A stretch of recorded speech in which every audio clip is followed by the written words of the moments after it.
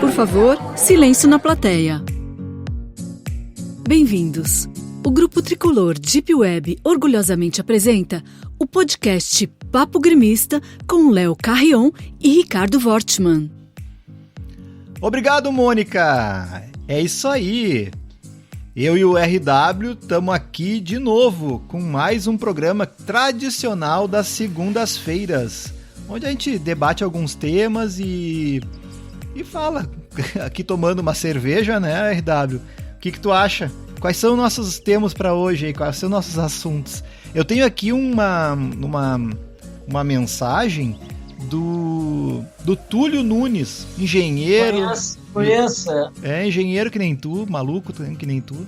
E ele diz aqui... Pra mim, o Túlio que eu conheço é texano. É texano. Pode ser que eu esteja enganado. É, mas vamos dizer que Se eu estiver enganado, eu peço desculpa. Então, o Túlio, texano ou não, mandou essa mensagem aqui. Léo, eu terminei de escutar agora o podcast do NECA e eu me lembrei da campanha que o Paulo Santana fazia contra ele. E o Paulo Santana pegou no pé de muitos jogadores, Loivo, Cacau, Neca, o próprio Tarcísio, Baltazar, Caio Júnior e mais recentemente no Groi. Aí ele faz aqui uma consideração sobre o Paulo Santana e era apaixonado pelo Alcino, a estrela de Belém, porque veio colocar o Tarcísio no banco. E aí, o que tu tem para dizer dessa nossa mensagem aí do Túlio? Que tu concorda com essa ideia dele aí? Em primeiro lugar, eu vou retirar o texano para ele não criar um inimigo. Pelo que eu vi, ele não é texano. Não, tô te Muito dizendo. boa pergunta do Túlio.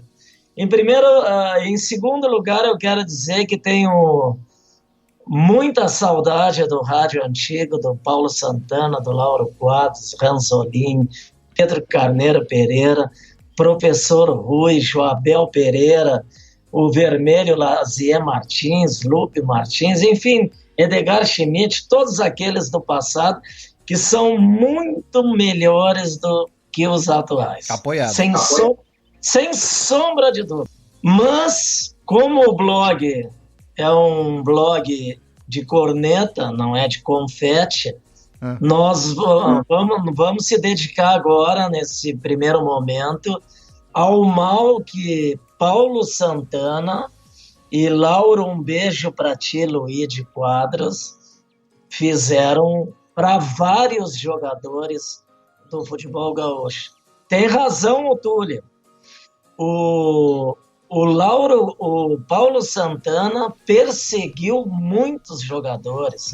O Neca foi um dos principais que o Santana perseguiu. Teve Baltazar, Iura, Loivo, uma série de jogadores. Mas isso também era motivado por uma concorrência com o Lauro Quadros, que na época trabalhava na Caldas Júnior. Exemplo, amigos da bola.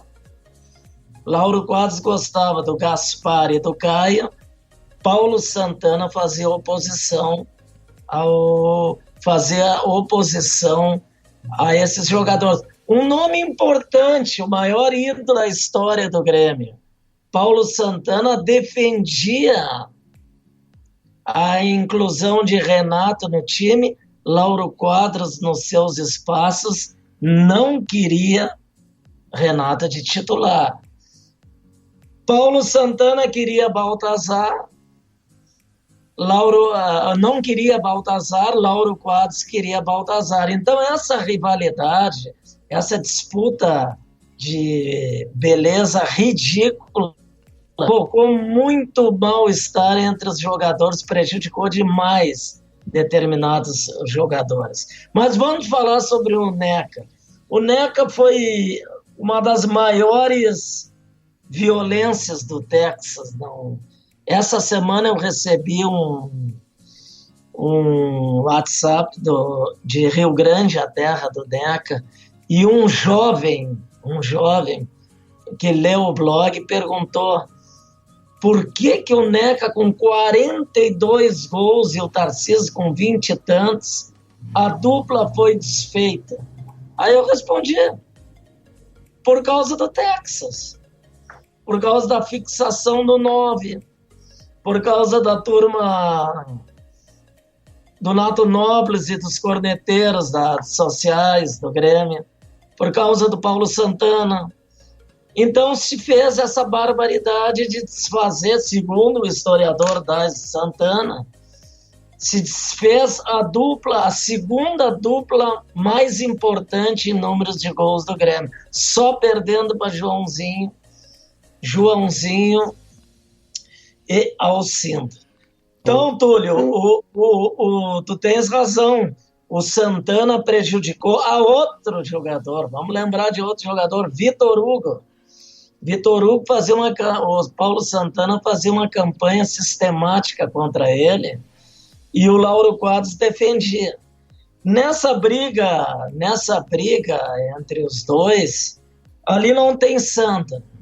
Ali foi uma disputa de vaidades que vários jogadores do Grêmio pagaram um preço muito caro.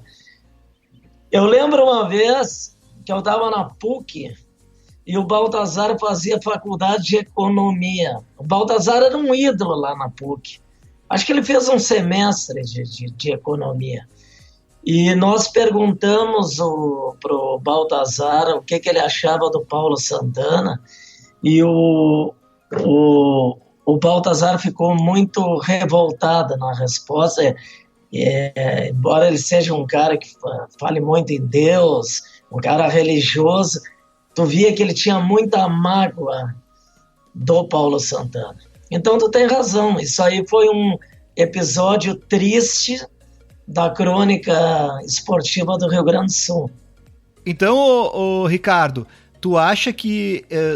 bom, todo mundo sabe que o Santana é gremista e eu tenho uma grande desconfiança que o Lauro Quadros também era gremista, então tu acha que essa... O Lauro Quadros é um gremista, é um azul fascinado pelo vermelho. O Lauro Quadros, ele morava na João Pessoa, aqui em Porto Alegre, e o Lauro Quadros é um gremista idêntico ao Davi Coimbra. Pois é. Quem conviveu com eles é gremista, mas o Lauro Quadros tinha aquele negócio de ser isento, né? Sim. E prejudicava o Grêmio com isso aí. Na ânsia de parecer isento, ele prejudicava o Grêmio. Mas era gremista, é gremista. É gremista, tá vivo ainda, né? Esses tempos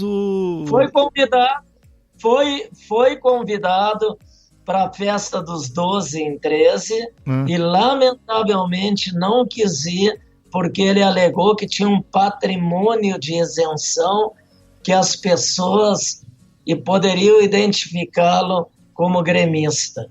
Aí a pessoa que eu pedi para falar com ele, um conhecido dele, perguntou: mas Lauro, todo mundo sabe que tá gremista. Só até ele acha que... Só ele acha. Até o Lazier Martins assumiu como colorado, por que tu não vai na festa?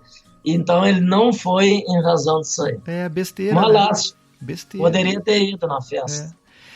Esses tempos, teve um jogo na Rádio Gaúcha que trouxeram ele para comentar, né? E ele, sei lá, deve estar com 80 e poucos anos, né? E ele deu um show, cara. Ele deu um show de comentário. Ele é muito bom comunicador. Apesar desses defeitos dele aí, dessa disputa boba com o Santana, né? Que não era só ele, o Santana participava dessa loucura. E dessa covardia dele de se assumir gremista, né? Mesma coisa que o teu amigo Vianney, que nunca se assumiu, morreu sem se assumir colorado. É uma coisa desses caras que não tem explicação mais. Isso aí, pra mim, é uma coisa que já tá no passado, não tem mais motivo de ser. Mas o Lauro Quadros realmente foi um grande comunicador. E eu sei que tu tem aí uma história interessante do Lauro Quadros sobre a Copa de 70. E eu queria que tu contasse para os nossos ouvintes aqui, porque eu já contei para várias pessoas, não contei ainda no blog. O Lauro Quadros, ele assume como maior fora da vida dele a maior fora da vida dele, aquele comentário que ele fez antes de Guarani 3, Inter 0, no Beira-Rio, que ele batia com uma caneta assim, brincadeiraça,